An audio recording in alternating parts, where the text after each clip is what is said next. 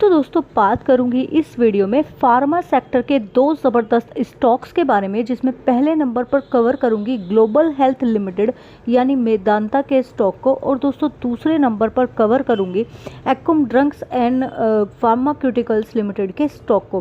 दोस्तों दोनों में से किसी भी स्टॉक में अगर आपने पहले से अपनी पोजीशन बनाई है तो आपके लिए कौन से लेवल एंड टारगेट्स हैं जो इम्पोर्टेंट होने वाले हैं, जो फोकस करके आपको चलने चाहिए, और दोस्तों कौन से ऐसे लेवल्स होने वाले हैं कि अगर आप फ्रेश एंट्री प्लान कर रहे हैं तो जिनको आपको फोकस करके एंट्री बनानी चाहिए।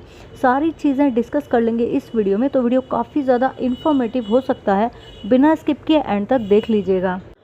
तो दोस्तों लास्ट ट्रेडिंग सेशन में ये स्टॉक लगभग 3.25% के करीब की गिरावट दिखाते हुए 1201 रुपये के आसपास क्लोजिंग देते हुए नज़र आया है। दोस्तों यहाँ पर मैं आपको बता दूं 52 वीक लो की जो इस स्टॉक ने 935 रुपये का लगाया था, और 52 वीक हाई जो 1430 रुपये का स्टॉक ने लगाया था। तो मैं आपको बता सकती हूँ कि अभी पूरी तरीके से स्टॉक टूटा नहीं है, कंफर्ट जोन में नहीं आया है, लेकिन फिर भी इसमें 100% बाइंग नज़र आ रही है। और यहाँ से जो बड़े बड़े एनालिस्ट ने हमें टारगेट्स दिए हैं वो भी डेफिनेटली आपके साथ शेयर करूँगी।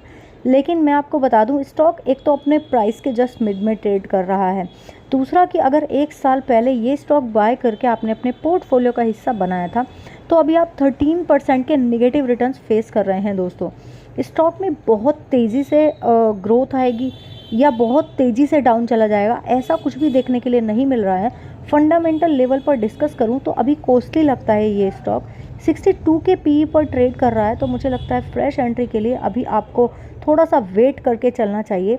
और पहले से आपने इस स्टॉक में अपनी पोजीशन बनाई है तो कम से कम आपको 9 से 10 महीने का समय लेना चाहिए इस स्टॉक में टारगेट्स को पाने के लिए, जो टारगेट्स हम अभी आपके साथ में शेयर करने वाले हैं। दोस्तों यहाँ पर प्रमोटर्स ने अपनी होल्डिंग बनाई है 33% के करीब की, और लगभग 12% हिस्सा यहाँ पर एफआईआईज ने भी होल्ड किया है। तो दोस्तों जो चीज़ें हैं वो ठीक ठाक लग रही हैं, ऐसा नहीं है कि पूरी तरह से इसमें कंफर्ट आ रहा है। यहाँ पर जो एनालिस्ट इसी लेवल से जो टारगेट्स दे रहे हैं, एक साल के करीब के आपको व्यू लेकर के चलना पड़ेगा, तो उसमें लगभग ये स्टॉक 15% के करीब भाग सकता है। दोस्तों मुझे लगता है कि अगर आप पहले से होल्ड हैं इस स्टॉक में तो बने रह सकते हैं, लेकिन फ्रेश एंट्री के लिए मार्केट में और भी अच्छे ऑप्शंस अवेलेबल हैं। फार्मा सेक्टर में आप देख ही रहे हैं कुछ समय से थोड़ा पैनिक बन चुका है, और वो पैनिक तब तक बनेगा जब तक ये स्टॉक्स जो हैं पूरी तरह से कंफर्ट जोन में नहीं आ जाते हैं बाइंग के लिहाज से। तो अगर ये स्टॉक यहाँ से 15% के करीब भागता है तो आपको 1380 के करीब आता हुआ नज़र आ जाएगा, वहाँ पर आपको एक अच्छी खासी प्रॉफिट बुकिंग भी देखने के लिए मिल सकती है। तो दोस्तों उम्मीद करती हूँ ये चीज़ें आपको क्लियर हो गई होंगी। अब बात कर लेते हैं दूसरे स्टॉक के बारे में। यहाँ पर बात करूंगी एक्युम ड्रग्स एंड फार्मास्यूटिकल्स लिमिटेड के स्टॉक के बारे में। दोस्तों ये स्टॉक बहुत ही लंबे समय से एक कंसोलिडेशन जोन को फेस कर रहा है, तो ना तो उसका ब्रेक डाउन आते हुए नज़र आ रहा है, ना ही उसका ब्रेकआउट आते हुए नज़र आ रहा है। लास्ट ट्रेडिंग सेशन में ये स्टॉक 2% की गिरावट दिखाते हुए 546 रुपये के आसपास क्लोजिंग देते हुए नज़र आया। यहाँ पर बात करेंगे 52 वीक लो की जो 405 रुपये का स्टॉक ने हिट किया है, और हाई की बात करें तो 1175 रुपये के करीब का स्टॉक ने लगाया है। प्राइस अगर आप देखेंगे तो आपको लगेगा कि डेफिनेटली इस स्टॉक को यहाँ से बाय करके चल लेना चाहिए, लेकिन दोस्तों सारी चीज़ें देखकर जब कंफर्ट मिलता है मैं उसी स्टॉक में आपको पोजीशन बनाने के लिए गाइड करती हूँ। अदरवाइज़ आपको कहती हूँ कि मार्केट में और भी अच्छे ऑप्शंस हैं, आप वहाँ पर पैसा लगा सकते हैं। आपने देखा होगा जिस किसी ने हमारी वीडियोस को देख करके सारी चीज़ें ध्यान से सुन के पैसा लगाया है वो बंदा लॉस में नहीं बैठा होगा, और जितने समय का हमने टाइम बताया होगा टाइम पीरियड के लिए, उससे कम समय में ही वो अच्छा पैसा बना लेता है। तो दोस्तों अगर आप चैनल पर पहली बार विजिट कर रहे हैं तो चैनल को सब्सक्राइब ज़रूर कर लीजिएगा, और नोटिफिकेशन बेल को हिट करना बिल्कुल भी मत भूलिएगा। यहाँ पर बात कर लेते हैं इस स्टॉक के बारे में। तो यहाँ पर वैल्यूएशंस की बात करें, अभी काफ़ी ज़्यादा कॉस्टली लग रहे हैं दोस्तों, या फिर कह दीजिए सारी चीज़ें मैच आउट हो ही नहीं रही हैं, अभी समझ में ही नहीं आ रही हैं। ओवर प्राइस वैल्यूएशन इस स्टॉक के अभी चल रहे हैं। कंपनी मार्केट में अभी नई लिस्ट हुई है, तो फंडामेंटल्स अभी स्ट्रॉन्ग नहीं हो पाए हैं, तो हमें पता नहीं है कंपनी कितनी ग्रोथ करेगी और कितनी नहीं करेगी। कोई भी नई कंपनी आती है तो उसमें एकदम आंख बंद करके पैसा नहीं लगाना चाहिए, पहले उसके फंडामेंटल्स एंड ऑल टेक्निकल्स चीज़ों को ध्यान से समझ लेना चाहिए, देख लेना चाहिए, तभी यहाँ पर पैसा लगाना चाहिए।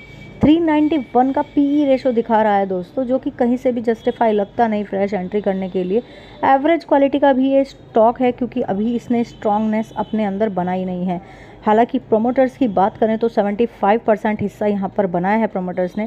दोस्तों, अगर यहाँ पर सारी चीज़ें देखने के बाद मैं आपको कहना चाहूँगी कि अगर आप इसी स्टॉक में पोजीशन बनाना भी चाहते हैं तो अभी 100 में से सिर्फ 20 रुपये लगा करके स्टक होकर चल सकते हैं।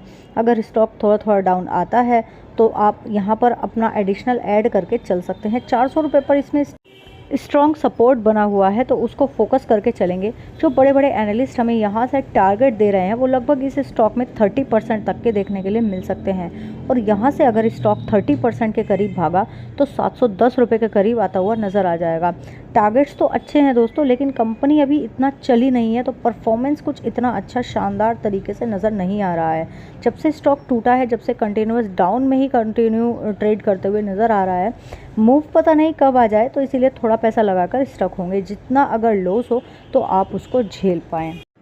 तो दोस्तों, अगर आपको ये सभी जानकारी इन्फॉर्मेटिव लगी हो तो वीडियो को लाइक किए बिना मत जाइएगा और शेयर ज़रूर कर देना अपने सभी फैमिली और फ्रेंड्स के साथ। इसी तरह के वैल्यूएबल स्टॉक्स के बारे में डेली बेसिस पर जानने के लिए चैनल को जल्दी से कर लीजिए सब्सक्राइब। Thanks for watching.